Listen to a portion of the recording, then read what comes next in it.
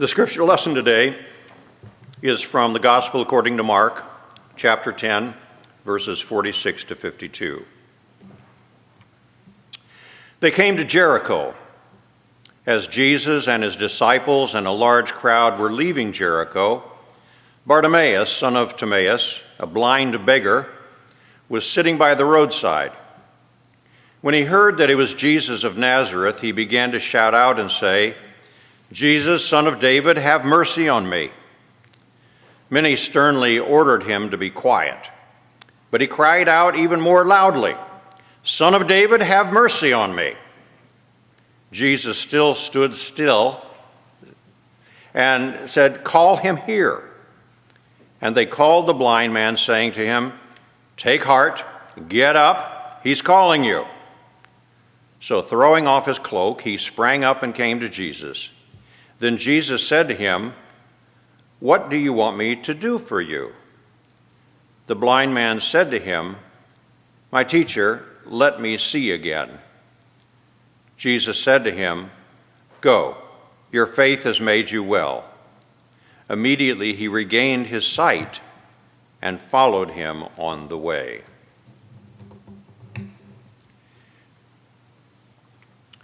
There sat Bartimaeus, a blind beggar demanding Jesus' attention, right by the side of the road. It was the third year of Jesus' ministry, so word of him was getting around.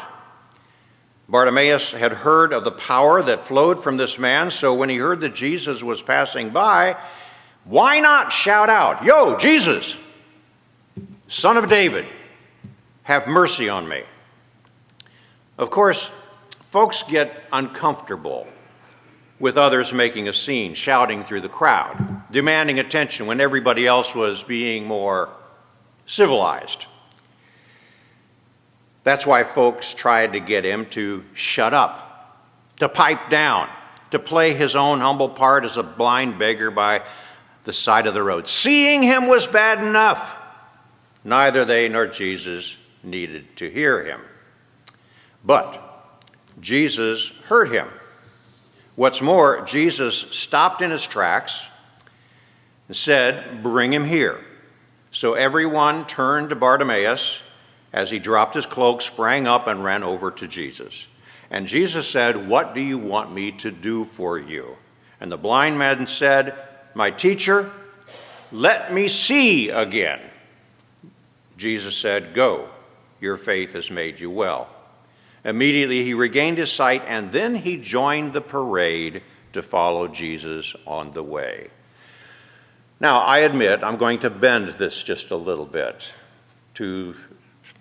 for my own discipleship, and I trust for yours as well. At this point, I cannot help but wonder, now that he has his sight, what will happen to his vision if he continues to follow Jesus? All right? So here's what I want us to do today. I want each of us to put ourselves in the roadside station of Bartimaeus. If we were there, what would we have done? Yes, picture yourself as a blind beggar on the side of the road, asking to receive your sight. But let me suggest to you that when we ask for our own sight, we are likely to receive a new sense of vision. Not just the ability to see physically. Given the circumstance we can already see with our eyes, what would we say to Jesus regarding our vision when he says, "What do you want me to do for you?" Discipleship begins with discerning our own sense of need and asking for its satisfaction. But it evolves and grows as we discern what is needed in the world that God so loves. All this reminds me of Walter Rauschenbusch. I trust that name rings a bell with some of you, Walter Rauschenbusch? Yeah. As a Baptist, that is plastered on all kinds of buildings, all kinds of church rooms. He was somebody who knew what he wanted, but it became a bit more complicated than asking to be just cured of something. He wanted to be a missionary to India. That was Walter Rauschenbusch's dream, to go to India, be a missionary. But the Baptist Mission Board rejected his application. When he was turned down for missionary service, his attention turned to the needs of German immigrants within his own native land of America. You see, his father was an immigrant, but he himself was born here. This sensitivity toward his own distant kin led toward his becoming a pastor in the area called Hell's Kitchen in New York City, an area known for squalor and poverty. It deserves mention that Walter was pretty conventional in his faith. He was largely concerned with the saving of souls. He was not looking to stretch any social or theological boundaries. However, the realities of his parishioners caused him to drink more deeply from the scriptures than he had first been taught. Let me share this quote from his great-grandson's description of the process. He found a discrepancy between his familiar faith, which was largely traditional and evangelical, and the social ills the members of his church experienced. The discrepancy made him reassess his faith and reapproach the Bible with this question in mind.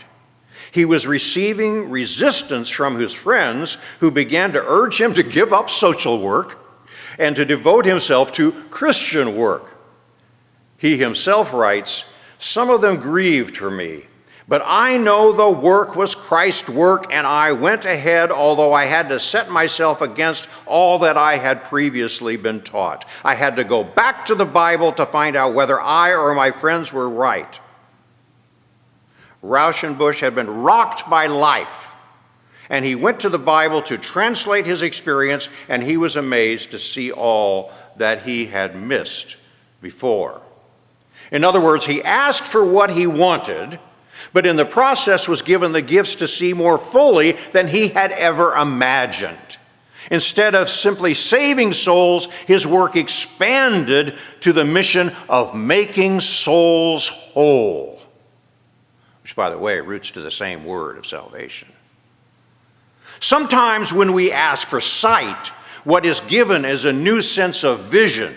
We ask for sight, but then the vision leads us to focus on what we wish he had seen from the very beginning. Remember what I said a couple of minutes ago about Carlyle Marney's interpretation of the psalm we read? It asked that God would give us the desires of our hearts. But within the context of the psalm overall, we can see that it's a prayer that God will fix our wanters. We start with what we want, but in the process, God very well may transform our hearts. The genius of the civil rights movement was that it had that kind of vision. It was focused on an end result, not just the insults, the slaughter, the bigotry, the daunting task of changing hearts and minds for a new day, even of those who think they're on the same page as you but are still not quite getting it. That's the stuff of faith. That's the price of faith required by those who willfully live into a new heaven and a new earth, no matter what the issue or skirmish might be. To have a vision that stretches far beyond what we see right before us. Just a few days ago, Terry and I took our grandniece and her new husband, they were visiting from Hawaii. We took them down to the Constitution Center. Well, one of the exhibits currently going on there is relative to the 19th Amendment, which recognized the right of women to vote. Notice I didn't say gave them the right, recognized the right. The struggle had gone on for more than a century, and the women making the case for it were brutalized. I'm talking physical assault and imprisonment. The suffragettes, a little over 100 years ago, were not just walking around a circle protesting and everybody said, "Oh, isn't that nice?" No, they were jailed, they were beaten. But they knew what they wanted, even if it took more than their lifetime to achieve it. Their vision extended beyond what they could presently see. So back to you and me. What is it that we want? What is it that would complete our sense of being, our sense of purpose, our sense of making a difference in this life? What is it that blocks us from being the Marvin, the Sue, the Richard, the Natalie, the Dennis, the Terry, the Doris, the Robert, that God has created us to be no matter the circumstances around us? What is it that we need to see in order to become those for whom we have been waiting?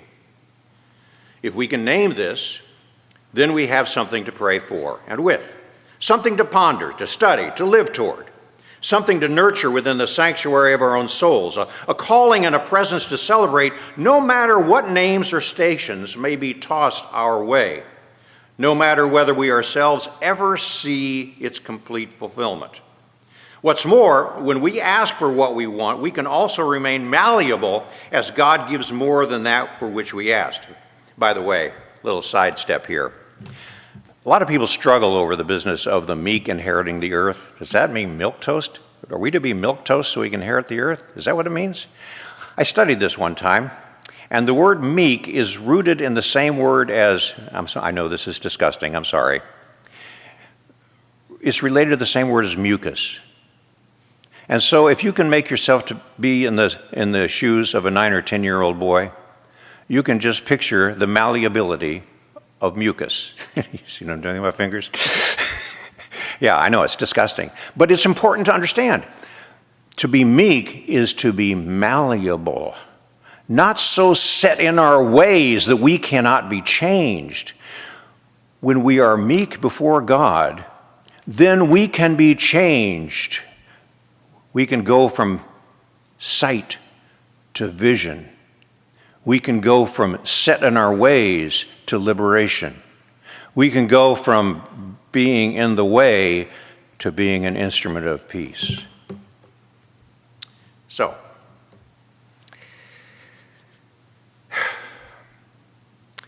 having seen and greeted it from afar, the book of Hebrews makes a point. Book of Hebrews talks about Abraham and Sarah living toward the promise of parenting a whole new people. Sarah bore the first fruit of that people when she gave birth to Isaac after she was 90 years old, the story tells us.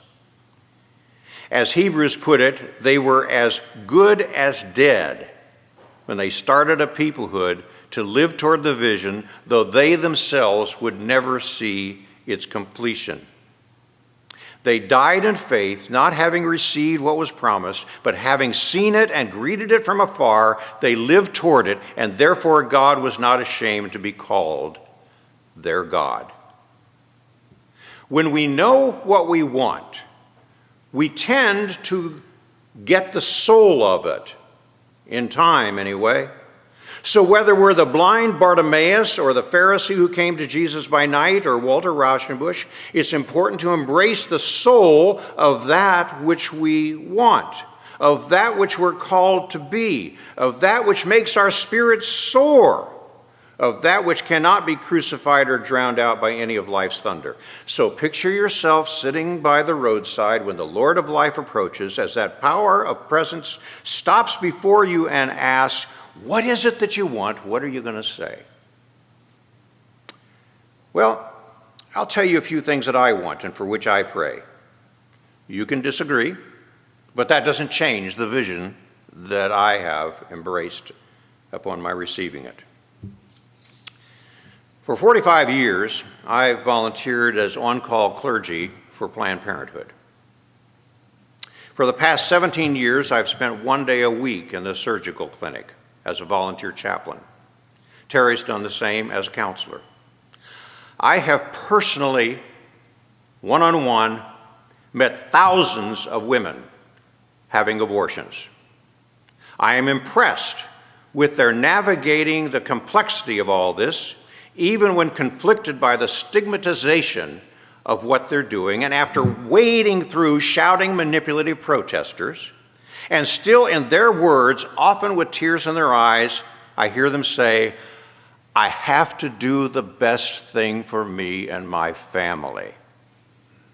This is amplified by the statistical reality that 1 in 4 of the women in every extended family, no matter the espoused family values, in every church, no matter what the official doctrine may be, in every faith community, every city, every state, whether red or blue, whether the procedure is legal or illegal, 1 in 4 women will have had an abortion by the time they're 45. The stats for women who are Catholic, Baptist, Mormon, Jewish, Muslim, the stats are flat all across the board. which means it is time for the ideological nonsense to stop. It's time we talked about actual human life. And anyone who blows this off as simple without compassion, genuine biblical discernment, and an acknowledgement of its ethical complexity should simply be ashamed of themselves, whether politician, clergy, or protester. What do I want? I want some honesty instead of this political and religious football being tossed around. It's obscene and shameful. I'd love to live long enough to see some sanity actually achieved in this arena. Here's another. In 1963, I was invited to serve as an assistant to the pastor of a Black Baptist church in my hometown. Since then, I have ached for this cauldron of social turmoil to be taken seriously. That's where I discovered, as an 18-year-old, how deeply ingrained racism is in me as a white guy, even though I had taken the position because I was such a good guy.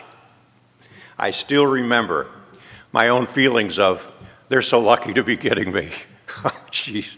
And then about a month and a half after I was there was a coffee hour afterwards, and I overheard a couple of women talking, older women who are now probably about 20 to 30 years younger than I am now, overheard them saying, he is so lucky to be getting this experience, and they nailed me. I knew that they were right on the spot.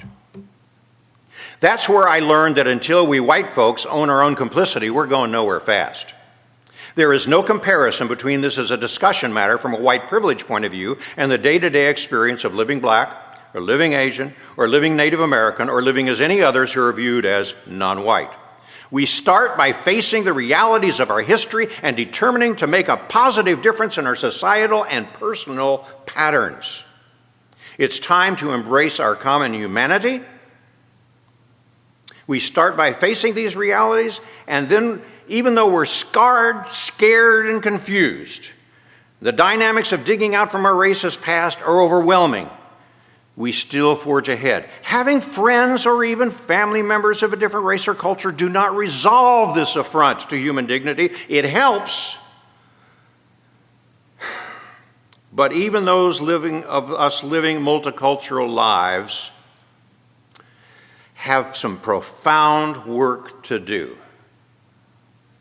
And I find myself, as a child of the 60s, and having been a child in my 60s and now in my 70s, I'm still learning some new stuff about all of this. So, I want a new vision. Like Bartimaeus, I want to see. But most of all, I want a vision that sustains the pilgrimage, whether I live to see the fulfillment of it or not. I have similar wants in terms of the expanding scientific and social understandings of sexuality involving gender and orientation. I listened to John's sermon, by the way, last Sunday, and I was pleased to hear him come out on the subject. Oh, for the days when sexuality was simply an XX or XY matter. Those days are gone, folks. Science has moved us far beyond such simplicity. And then there's the mammoth elephant in the room in terms of whether or not our very republic can withstand the assault of blatant lies and narcissism. I'd like to live long enough to see this political abomination we are treading come back round to some manageable decency. Now the list goes on. Am I making any sense? What blindness in your life needs some new vision? What paralysis keeps you from loving God and your neighbor with all your heart, soul, and strength that you have? What spiritual anemia has given you the excuse to die while in truth you still have breath and soul to live? Once we have answers to such questions, then we've got a prayer. You know, we hear saying he's not got a prayer. Then we have a prayer. Then we can wake up each morning with the confident realization that though our circumstances may not change, we will get the soul that we want. For that's how faith sets the prisoner free. That's how faith makes the blind to see. That's how faith energizes the oppressed to live toward a new day rather than be swallowed up in anger and hatred. That's how faith makes the living dead to rise up from the valley of dry bones. The simple truth is that every day of our lives, the very soul of the universe is standing before us with a question: just what is it that you would have me do for you? It's time for each of us to step through the glare of the crowd and to stand before the soul of the universe and say, "Teacher, let me see. Let me have a moral vision. Let me perceive a calling that matches my spiritual gifts, perhaps for the very first time."